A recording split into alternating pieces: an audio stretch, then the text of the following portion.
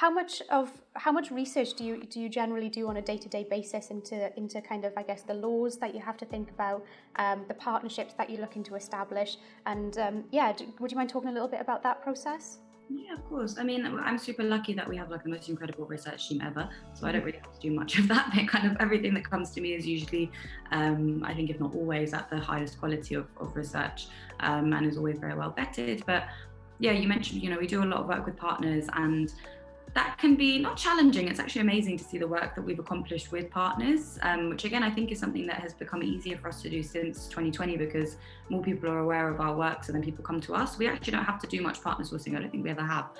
Since I've been here, they've all been partnerships of people that have come to us and wanted to work with us. Maybe bar a couple, but we're really fortunate in that regard. And with companies as big as Penguin, for example, coming to us and saying, we want to work with you, it's amazing. But obviously every either company or organization that we work with is so different. They have completely different barrier structures, it's completely different, they do completely different things. Like Penguin is obviously a publisher, and then you've got Fawcett, which is a charity, which is similar to us in terms of their capacity and their team size and all of those kinds of things. So it's navigating that. Just on the vein of that, then you talk a lot about education partnerships and partnerships with changing perceptions and changing the way that historical organizations and the workplace and all of this, corporate organizations view people of race, and make sure that equality is something that is embedded within the organization culture, not something, it's not just a tick box exercise. It's something that is a proper change in attitude and how they view their employees, essentially. Do you find it, in terms of from a communications perspective, it sounds, at least I'm not a youth anymore, unfortunately. I'm really getting close to 30 now. But it sounds like the younger generation are very in tune to kind of the political climate at the moment, and are more aware than ever before about race and inequality across the board.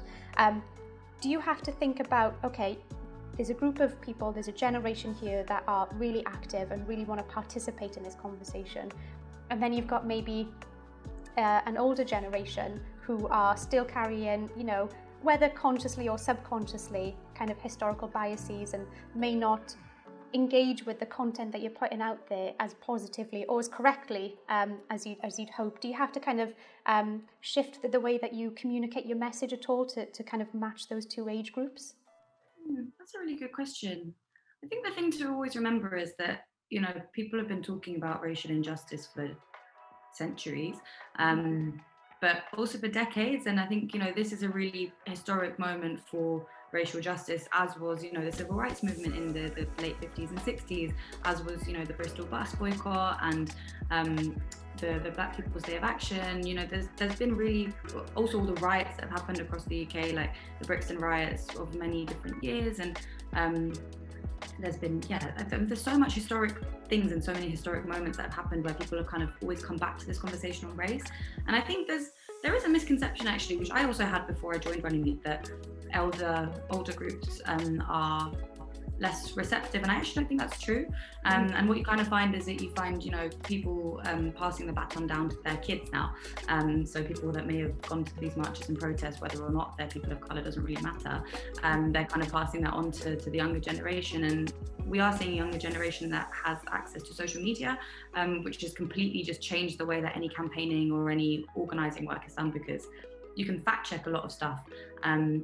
So I remember at the Black Lives Matter marches, there was that police person, I can't remember, police person who fell off their horse, and then there was all this news coverage that they'd been pushed, and actually there was a video of it, and the horse had just got scared and run, and the officer had fallen off.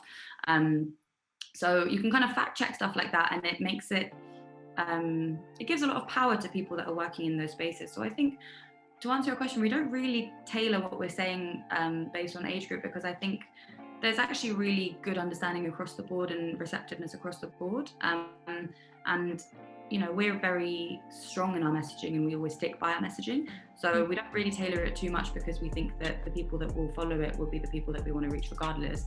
And there is always going to be a group of people that will just not engage. We get trolled a lot. We get a lot of hate mail messages, whatever it might be, phone calls, and those people are never going to engage with our work for whatever reason, and there's not much point trying to convince them to.